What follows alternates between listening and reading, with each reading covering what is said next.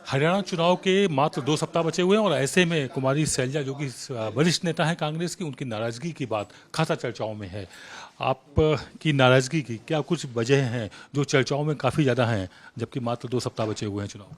नहीं, नाराज़गी नाराज़गी कुछ ऐसा ऐसा नहीं है, लेकिन कुछ बातें होती हैं पार्टी के अंदर की, और वो एक अलग इशू होता है। लेकिन अब चुनाव कैंपेन शुरू हो रहा है और हम कैंपेन के लिए निकल रहे हैं। भाजपा ने एक ऑफर दिया हुआ है कि आप उनकी पार्टी ज्वाइन कर सकती हैं। दलितों का बड़ा उत्पीड़न हो रहा है, महिलाओं का वहाँ पर सम्मान नहीं है कांग्रेस में। भाजपा पहले वो देखें कि उनके शासन में क्या रहा, उनकी पार्टी में क्या होता है, दूसरे भाजपा शासित प्रदेशों में क्या होता है, और कांग्रेस की ओर उंगली ना उठाएं। कांग्रेस में शैलजा है और शैलजा कांग्रेस में रहेगी।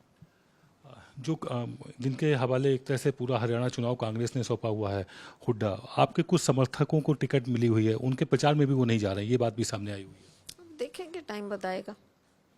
टाइम बताएगा, ये तो हाईकमांड देखे ना। हमारे कहने या कुछ करने या उसका तो कोई मतलब नहीं है, तो हाईकमांड के देखने वाली बातें। आप भी चुनाव प्रचार में नहीं उतरी हुई हैं, जिसमें इस बात का लगातार एक डर सता रहा है कांग्रेस को कि दलित वोट छिटक सकता है, बट सकता है, उसका फायदा भाजपा को मिल सकता है। देखो, चुनाव में मैं उतर रही हूँ। 2-3 दिन बाद हम चुनाव प्रचार के लिए जा रहे हैं और फिर लगातार करेंगे। उप मुख्यमंत्री बनाए जाने का शायद आपको ऑफर है, कुछ इस तरह की बात भी चर्चाओं में है कि आपको अगर सरकार बनती है। कहाँ से आई ये बात? ये कोई कहीं है ही नहीं बात। और उप मुख्यमंत्री का क्या मतलब? सवाल ही नहीं पैदा होता। रिजल्ट आने के बाद अगर इस सरकार बनती है तो आपका क्या कुछ रोल रहेगा, आपकी क्या भूमिका होगी? पार्टी तय करेगी, पार्टी तय करेगी। मैंने तो कहा था कि मैं स्टेट में लोगों को करना चाहती हूँ और लोगों की सेवा करना चाहती हूँ, तो अब ये पार्टी तय करे। आपने टिकट भी मांगी हुई थी चुनाव में, उम्मीदवार भी बनना चाह रही थी आप? मांगी थी, मैंने पहले से मांग रखी थी। मैं तो पहले कहती थी कि विधानसभा चुनाव लड़ना है। मैंने हाईकमांड के सामने भी रखा, कमेटी के सामने भी रखा, लेकिन अब कमेटी ने जो भी फीडबैक दिया मुझे मालूम नहीं।